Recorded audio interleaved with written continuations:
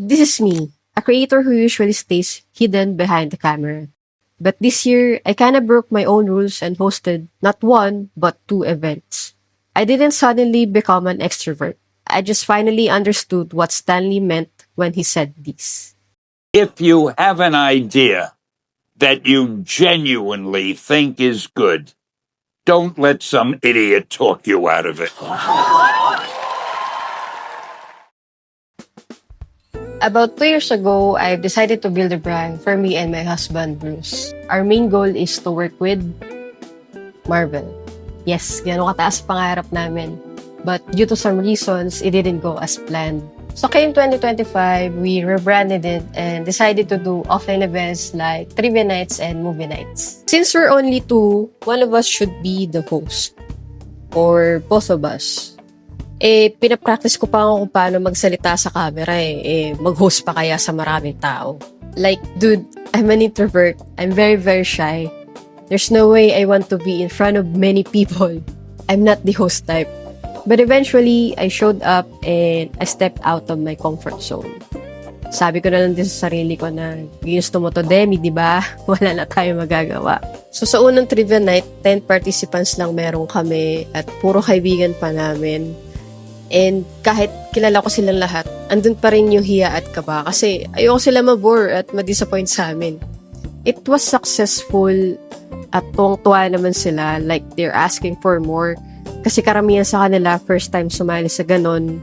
And kami naman, hindi naman expected na, like, alam mo yung para sa amin is, simple lang naman yung ginawa namin, like questions and answers, then may prizes. But, you know, ang saya talaga nila and shoutout sa mga sumali nung first trivia night kasi kung wala kayo, wala rin kami ngayon. Kasi hindi, totoo kasi talaga yun. Kasi nandun ko nakita na, you know, kaya naman, like, kahit simpleng tanong, simpleng sagot, but andun pa rin yung saya. Like, hindi rin kami talaga makapaniwala.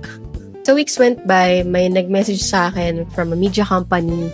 And she told me that they want to partner with us for our upcoming trivia nights. And grabe yung saya kasi hindi ako makapaniwala. Kasi ang liit pa lang namin for them to partner with us. Like, parang wala pa nga 100 likes yung nasa Facebook page namin. Tapos magpa-partner sila sa amin. Like, uy, thank you for that.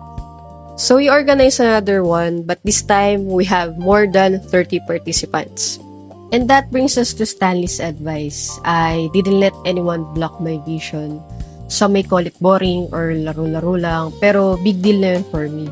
Iba yung fulfillment, lalo na pag nakikita mo yung mga tao na nag-e-enjoy.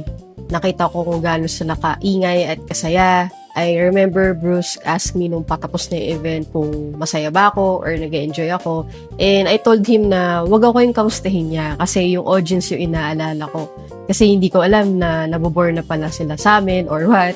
Iba kasi yung feeling pag passion mo yung ginagawa mo. I mean, hindi ko naman gagawin to kung hindi ako interesado sa topic or sa event. And hindi kami nagpatinag sa mga pwedeng sabihin ng iba na baka ginagawa namin to para lang sa pera kasi hindi. Actually, abono pa kami.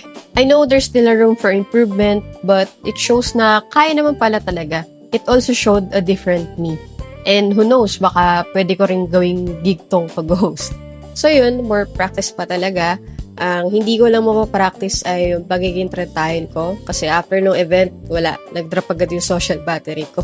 Pagod at anong oras na kasi yun eh. But nevertheless, worth it yung pagod at my heart is full. Normal lang sa mga tao na hindi tayo paniwalaan, lalo na pag maliit pa lang tayo or hindi naman tayo sikat. At kung magpapadala lang tayo sa sasabihin ng iba, madi-discourage lang agad tayo. What Stanley said is a great reminder for everyone to not let others get in the way of our goals. Don't let their negativity manipulate you and your dreams. Huwag natin silang hahayaan na guluhin tayo. Normal lang din na may sasabihin sila sa atin, pero hanggang dun lang yun. Kumbaga, pasok sa kaliwa, labas sa kanan. So, hanggang dun lang yun. And tuloy lang tayo sa goals natin. Okay, yun lang naman for today's vlog. If you want to join to our trivia nights and other events, I'll put the page link in the description below. Thank you sa pagnood hanggang dito sa dulo. I'll see you in the next one. Peace!